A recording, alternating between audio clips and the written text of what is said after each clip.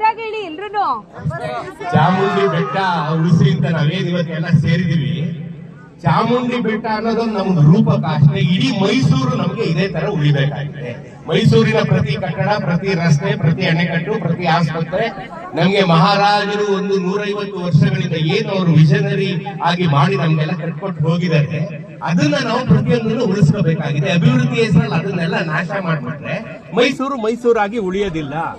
ಮೈಸೂರಾಗಿ ಉಳಿಯೋದಿಲ್ಲ. ನಾವು ಚಾಮುಂಡಿ ಬೆಟ್ಟವನ್ನ ಈಗ ಉಳಿಸ್ಕೋಬೇಕಾಗಿದೆ. ಚಾಮುಂಡಿ ಬೆಟ್ಟ ಚಾಮುಂಡಮ್ಮ ಇರಕ್ಕೆ ನಾವೆಲ್ಲ ಹೋಗಿ ಅಲ್ಲಿ ನಾವು ಬಿಲ್ಡಿಂಗ್ ಕಟ್ತೀವಿ. ನಾವು ಜನಕ್ಕೆ ಅನುಕೂಲ ಮಾಡಕ್ಕಲ್ಲ ಚಾಮುಂಡಿ ಬೆಟ್ಟ ಇರೋದು. ಚಾಮುಂಡಮ್ಮ ಇರಕ್ಕೆ ನಮ್ಗೆ ಅನುಕೂಲ ಬೇಕು ಕೆಳಗಡೆ ನಿಲ್ಸ್ಬಿಟ್ಟು ನಾವು ನಡ್ಕೊಂಡು ಹೋಗ್ತೇವೆ ಚಾಮುಂಡಮ್ಮನ್ ನೋಡ್ಬೇಕು. ಅದ್ ಬಿಟ್ಬಿಟ್ಟು ನಾವು ಅಲ್ಲಿ ತನಕನೇ ಹೋಗ್ತೀವಿ. ಇದೊಂದು ಮೂರ್ಖತನ ಆಗುತ್ತೆ. ಚಾಮುಂಡಿ ಬೆಟ್ಟನ ನಾವೆಲ್ಲ ಸೇರಿ ಉಳಿಸ್ಬೇಕಾಗಿದೆ. ಈ ಒಂದು ಗೆಲುವು ನಮ್ಮ ಮೈಸೂರಿನ ಪ್ರತಿ ಐತಿಹಾಸಿಕ ಪಾರಂಪರಿಕ ಕಟ್ಟಡವನ್ನು ಉಳಿಸೋದಕ್ಕೆ ಸಹಕಾರಿಯಾಗಲಿದೆ. ಪ್ರತಿಯೊಂದನ್ನು ನಾವು ಉಳಿಸ್ಕೊಳ್ಳೇಬೇಕಿದೆ. ಮೈಸೂರು ಅಂದ್ರೆ ಬರೀ ಅರಮನೆ ಮಾತ್ರ ಅಂತ ಜನ ತಿಳ್ಕೊಂಡ್ಬಿಟ್ಟಿದ್ದಾರೆ, ಸರ್ಕಾರ ತಿಳ್ಕೊಂಡಿದೆ.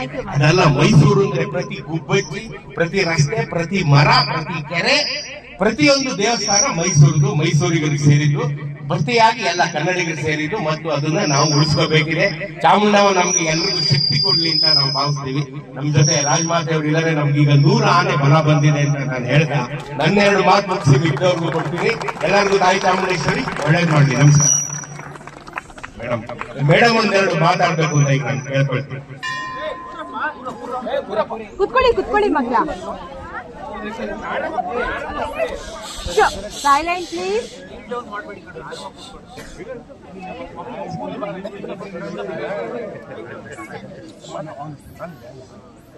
ಎಲ್ರಿಗೂ ನಮಸ್ಕಾರ.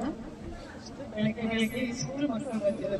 ವಿಶೇಷ ಬಂದಿದ್ದಾರೆ ಚಾಮುಂಡಿ ಬೆಟ್ಟ ಉಳಿಸ್ಬೇಕು ಅಂತ. ನೀವುಗಳು ಈಗ ನಮ್ಮ ಶಾಲೆ ಮಕ್ಕಳು ಏನ್ ತಿಂದಿದ್ದಾರೆ ಅವ್ರ ಭವಿಷ್ಯ ಅವ್ರಿಗೆ ಈಗಿಂದಾನೇ ಅವೇರ್ನೆಸ್ ಕೊಟ್ಟರೆ ಚಾಮುಂಡಿ ಬೆಟ್ಟದ ಜೊತೆಗೆ ಬಾಕಿ ಎಲ್ಲ ವಂಶ ಪಾರಂಪರ್ಯವಾಗಿ ಸರ್ಕಾರ ಉಳಿಸ್ಬೇಕಾದ ಯಾವ್ಯಾವ ಜವಾಬ್ದಾರಿ ಇದೆ ಅದನ್ನೆಲ್ಲ ಉಳಿಸ್ಕೊಳ್ಳೋದು ಈಗಿಂದಲೇ ಜವಾಬ್ದಾರಿ ತಗೊಂಡು ಒಳ್ಳೇದು. ಚಾಮುಂಡಿ ಬೆಟ್ಟದ ವಿಚಾರ ಹೇಳ್ಬೇಕಂತಂದ್ರೆ ಸುಮಾರು ನಮಗೆ ಗೊತ್ತಿರೋ ಹಾಗೆ ಎಲ್ಲರೂ ಚಾಮುಂಡಿ ಬೆಟ್ಟಕ್ಕೆ ಹೋಗ್ತೀವಿ ಅಂತಾರೆ. ಈಗ ಚಾಮುಂಡೇಶ್ವರಿ ದೇವಸ್ಥಾನಕ್ಕೆ ಹೋಗ್ತೀವಿ ಅಂತ ಯಾರು ಅಷ್ಟಿದಾಗಿ ಹೇಳಲ್ಲ. ಚಾಮುಂಡಿ ಬೆಟ್ಟ ಚಾಮುಂಡೇಶ್ವರಿ ಎರಡು ಒಂದೇ ಅಂತ ನಮ್ಮ ಭಾವನೆ, ಜನರ ಭಾವನೆಗೂ ಅದೇ. ಅದರಿಂದ ಚಾಮುಂಡಿ ಬೆಟ್ಟ ಅಂದ್ರೆ ಚಾಮುಂಡಿ ಹಬ್ಬ ಮೇಲ್ಗಡೆ ಭಾವನೆ. ಆ ಭಾವನೆಗೆ ನೀವೆಲ್ಲರೂ ಸ್ಪಂದಿಸಿದ್ದೀರಾ, ತುಂಬಾ ಸಂತೋಷ.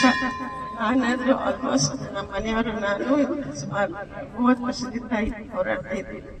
ಅದು ನಿಮ್ಗಳಿಗೆ ಅಷ್ಟು ಗೊತ್ತಿಲ್ಲ, ಅದು ನಮ್ಮ ವೈಯಕ್ತಿಕ ಹೋರಾಟ. ಈಗ ಜನನ್ನು ಸೇರಿ ಮೇಲ್ಗಡೆ ಏನಾಗಿದೆ ಅಂದ್ರೆ ನಮ್ಮ ಕೋರ್ಟ್ ವಿಚಾರ ಹೇಳ್ತಾರೆ. ಅವರಲ್ಲಿ ನಮ್ಗೆ ಬರೀ ಭಕ್ತಾದಿಗಳಿಗೆ ಕಲ್ಪಿಸ್ಕೊಳ್ಳೋದೇ ನಮ್ಮ ಉದ್ದೇಶ ಅಂತ ಅವ್ರು ಹೇಳಿದರು. ಅದ್ರಲ್ಲಿ ಕಟ್ತಾ ಇರೋದು ನೋಡಿದ್ರೆ ನಮ್ಗೆ ಅನ್ಸಲ್ಲ. ಒಂದಕ್ಕೆ ನೋಡ್ಬಿಟ್ಟು ಇನ್ನು 15 ಗಂಟೆ ಇದೆ ನಮ್ಗೆ. ಅದರಲ್ಲಿ ನೋಡಿ ದಿನ ಇಲ್ವಾ ಅಂತ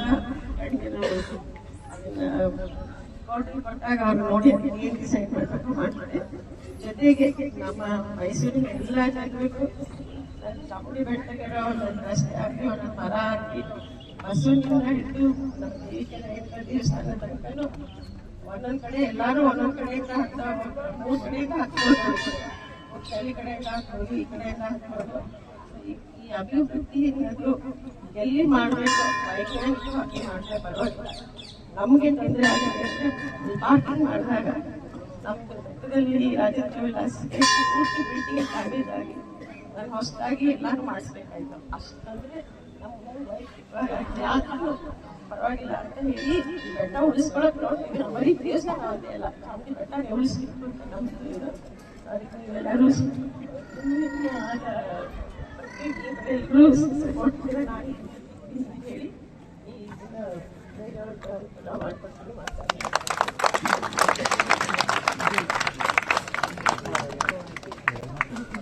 ಎಲ್ರಿಗೂ ನಮಸ್ಕಾರ. ಮೊದಲನೇದಾಗಿ ಇಷ್ಟು ಬೇಗ ಎಲ್ಲರೂ ಖುಷಿ ಮತ್ತೆ ಮಕ್ಕಳು ಇಷ್ಟು ಬೇಗ ಬಂದಿದ್ದು ಎಲ್ಲರೂ ವಿಷಯ ಪ್ರಸ್ತಾಪ ಮಾಡಿದ್ದಾರೆ. ನನಗೆ ಚಿಕ್ಕದ್ರಿಂದ ಚಾಮುಂಡಿ ಬೆಟ್ಟ ಅಭ್ಯಾಸ ಹಿಂಗೆ ಇರಬೇಕು ಅನ್ನೋದು ನನ್ನ ಆಸೆ. ವೈಯಕ್ತಿಕವಾಗಿ ಇದನ್ನ ಕಾಂಕ್ರೀಟ್ ಜಂಗಲ್ ಆಗಿ ನಾವು ಮಾಡೋದ್ಬೇಡಿ. ಪರಿಸರ ಉಳಿಸ್ಬೇಕಾಗಿರೋ ನಮ್ಮೆಲ್ಲರ ಜವಾಬ್ದಾರಿ, ಪ್ಲಸ್ ನಾವು ಇದನ್ನ ಮುಂದಿನ ಪೀಳಿಗೆಗೆ ಬಿಟ್ಟು ಹೋಗೋ ಜವಾಬ್ದಾರಿ ನಮ್ಮಲ್ಲಿದೆ. ಅದನ್ನ ನಾವೆಲ್ಲ ಒಗ್ಗಟ್ಟಾಗಿ ಏನು ಸರ್ಕಾರದಿಂದ ಅನುದಾನ ಬಿಟ್ಟಿದ್ದಾರೆ ಅದನ್ನ ಬೇರೆ ಹೇಗೆ ಎಲೆಕ್ಟ್ರಿಕ್ ವೆಹಿಕಲ್ಗಳಿಗಾಗಲಿ ಪಾರ್ಕಿಂಗ್ ವ್ಯವಸ್ಥೆಗಾಗಲಿ ಅದಕ್ಕೆ ಅನುಕೂಲ ಮಾಡಿಕೊಟ್ಟು ನಾವು ಈ ತರ ಕಾಂಕ್ರೀಟ್ನ ಜಂಗಲ್ನ ಬಿಲ್ಡ್ ಮಾಡ್ತಾ ಹೋಗ್ತಾ ಇದ್ರೆ ನಮ್ಮ ಪರಿಸರನ ಕಾಪಾಡೋಕ್ಕೆ ಸಾಧ್ಯ ಇಲ್ಲ.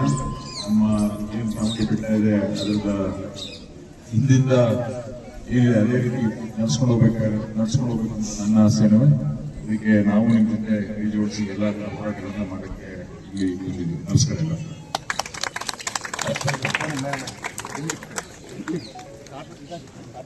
ಎಲ್ಲರ ಪರವಾಗಿ ಮೈಸೂರು ಎಲ್ಲ ಜನರ ಪರವಾಗಿ ಚಾಮುಂಡೇಶ್ವರಿಗೆ ಸರ್ಕಾರಕ್ಕೆ ಇದನ್ನ ಕೈ ಬಿಡೋ ತರ ಬೆಟ್ಟ ಉಳಿಸೋಕೆ ಚಾಮುಂಡೇಶ್ವರಿಗೆ ಪ್ರೇರಣೆ ಕೊಡಿ ಅಂತ ನೀವು ಎಲ್ಲರ ಪರವಾಗಿ ಚಾಮುಂಡೇಶ್ವರಿ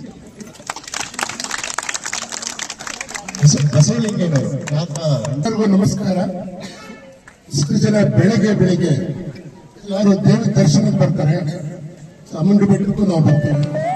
ಆದ್ರೆ ಮೈಸೂರಿನ ಕೀರ್ತಿ ಇರೋದೇನೆ ಹಾಗೂ ನಮ್ಮ ಚಾಮುಂಡಿ ಬೆಟ್ಟವನ್ನ ಉಳಿಸಿ ಅನ್ನುವಂತಹ ಅಭಿಯಾನದಲ್ಲಿ ನಮ್ಮಂತಹ ಸ್ವಯಂ ಸೇವಾ ಸಂಸ್ಥೆಗಳು ಸಹ ಕೈ ಜೋಡಿಸ್ತಾ ಇದೆ. ಇವತ್ತಾಗಲೇ ನಮ್ಮ ಶೆಲ್ಟರ್ ಇರುವಂತಹ ಮಕ್ಕಳು, ನಮ್ಮ ಸಿಬ್ಬಂದಿಗಳೆಲ್ಲರೂ ಸೇರಿ ಈಗಾಗಲೇ ನಾವು ಸಂಸ್ಥೆ ಮೈಸೂರಿನಲ್ಲಿ ಹಲವಾರು ಪರಿಸರವನ್ನು ಉಳಿಸಿ ಅನ್ನೋ ಗ್ರಾಮ ಮಟ್ಟದಿಂದ ಈಗಾಗಲೇ ಕೆಲಸ ಮಾಡ್ತಾ ಇದ್ವಿ. ಅದರಲ್ಲೂ ಮುಖ್ಯವಾಗಿ ಇದು ಆರ್ಟ್ ಸಿಟಿ, ನಮ್ಮ ಬೆಟ್ಟ ಒಂದು ಪಾರಂಪರಿಕ ಹಾಗೂ ಸಾಂಸ್ಕೃತಿಕ ನಗರಿಗೆ ಬಹಳ ಹೆಮ್ಮೆಯಾಗಿರುವಂತಹ ಒಂದು ಈ ಬೆಟ್ಟವನ್ನ ಕಾಂಕ್ರೀಟ್ ಇಂದ ನಮ್ಮ ನಾಶ ಮಾಡದೆ ಹೇಗೆ ನಮ್ಮ ಪರಿಸರ ಸ್ನೇಹಿ ಮೈಸೂರಾಗಿ ಉಳಿಸೋ ನಿಟ್ಟಿನಲ್ಲಿ ಈ ಬೆಟ್ಟವನ್ನು ಉಳಿಸಬೇಕು ಅನ್ನುವಂತಹ ಈ ಒಂದು ಅಭಿಯಾನದಲ್ಲಿ ನಾವೆಲ್ಲರೂ ಜೊತೆಯಾಗಿದ್ದೀವಿ.